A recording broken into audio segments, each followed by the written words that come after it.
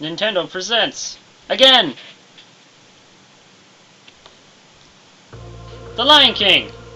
That's right, this time Donkey Kong Country's Nintendo presents The Lion King. Anyways, so what we're doing here, I thought of this a while ago, is that I'm going to be reviewing the games that I have completed LPs for.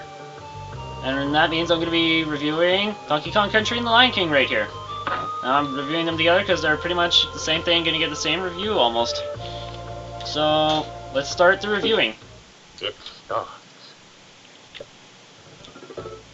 Alright, so first we're going to review Donkey Kong Country.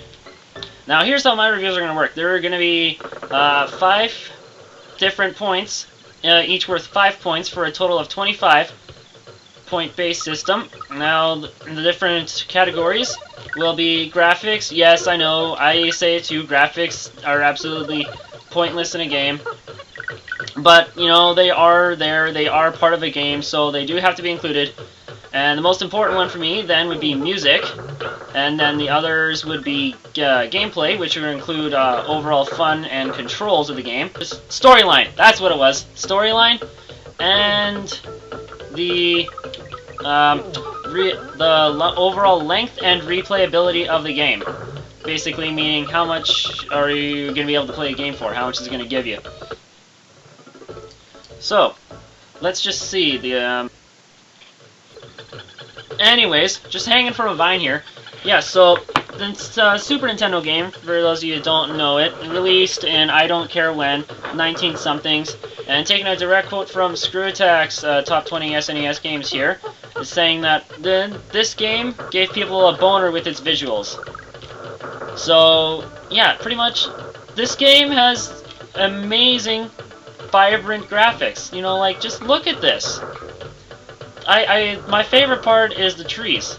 Well, actually, no, that's my second favorite. My like most favorite graphical part of this game is actually the snow levels, where especially the first one, Snow Blast, where the further you go, the more the snow falls.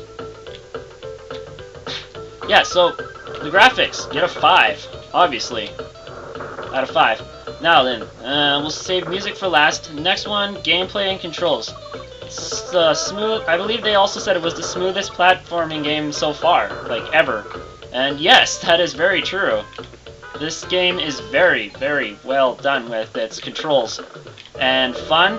Oh yeah, this game is awesome. This was actually my most favorite game for a long time, until Okami replaced it. Now, so that gets it a 5 too for gameplay, controls, and fun, top notch. Next is, what is next? Storyline. Now then, this game, I wasn't paying attention. Now, this game, you know, a lot of games back then didn't really have that great of a storyline. Storyline for this game is basically, crocodile pirate has stolen the monkey's banana hoard, and now you gotta go through go all around the island, defeat the master bosses to get the majority of, well, some of your banana hoard back, but I still believe the majority of it is on the ship or something. I don't see why they would have to... No, you get the banana hoard for beating the bosses, and then the final boss, King Cruel, you beat him up so that he won't try and steal your banana hoard again, I think is how it goes. Now, yeah, this game doesn't have a storyline. Now that would probably give it a 1. But there is the small matter of the Donkey Kong Country show. Now that's based directly off of this. Now if you take the storyline from that into account and play back into this, that gives this a 5 in storyline because it's a series, a TV show. Like of course it had an awesome story. It's King Cruel trying to get the crystal coconut and all this. Actually, if you haven't seen the TV show, you should go watch it now because it's a very good show and it's 100 times better than any of the crap that's on nowadays. I feel sorry for what the media is making kids watch these days. Like kids shows back then, you know, the original Pokemon, the original Digimon, Donkey Kong Country, those shows were all amazing. Beasties. They were all awesome. And then they come out with the shit that's on now, and it's just outrageous. But we kind of steered away from the point here of reviewing the game. So, yeah. Because a TV show has been based off this game, I give it a 5 for storyline as well. Now then, the final... Oh wait, no, it's not, that was only the third one. Length and replayability. Now, I already did a speedrun LP of this game, which I finished it in 53 minutes exactly. So, yeah, pretty short game. However, that was a speedrun. If you want to get 101% on this game, the first time I actually did it, thanks to V's LP. Sorry, I just kind of stalled there for a second. Thanks to V's LP, it took me about 4 hours to beat this. Now, yeah, again, that's still not pretty long. Like, there's a lot of other Super Nintendo games that were a lot longer, especially the RPG ones. Well, those are supposed to be long. However, now this is just this isn't just length of the game. It's also replayability. Replayability is, at least for me, is to the max because this is like the only game I've ever wrapped like 500 times. I just seriously have not overplayed a game more than Donkey Kong Country. No, but I'm serious. No, I have wrapped this game hundreds of times. I'm pretty sure by now, at least hundreds. Okay, no, maybe not hundreds, but in reality, probably 100 times. Now that's saying something right there about the replayability. Because of all the other awesome factors about this game, it is very replayable. Alright, now for the final and most important one, well, at least for me. Because for me, if a video game does not have good music, it's a shitty game to me. I cannot play games. I do not like a single game that does not have at least one track that I like in it. But just because it has a track that I like doesn't mean I'll like the game. No, but see, with Donkey Kong Country now, being one of the best soundtracks.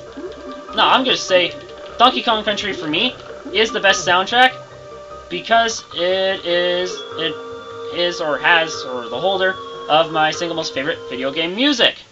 Now let's just go play that there. I'm gonna go play that.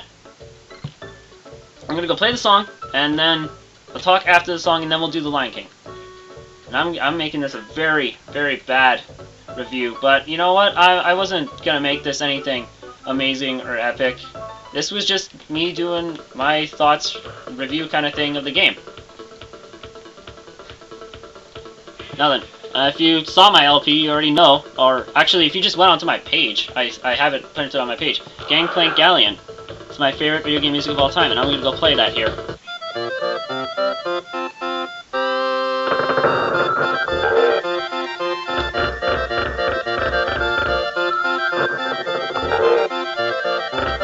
Do the ditty.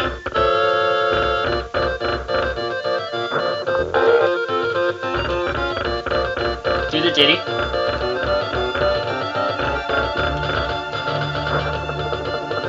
Ah! Thought he was supposed to run again. So yeah, pretty much, music gets a 6 out of 5 for me.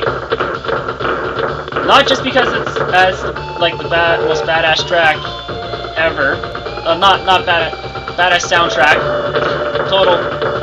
I fail pretty much at reviewing, but you know the point I'm trying to get across.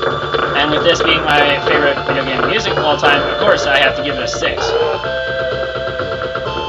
out of 5. I have no idea how I'm going to edit this to make this look decent. It's probably going to be horrible. You know what? It might even be funny. Let's see how I edit this.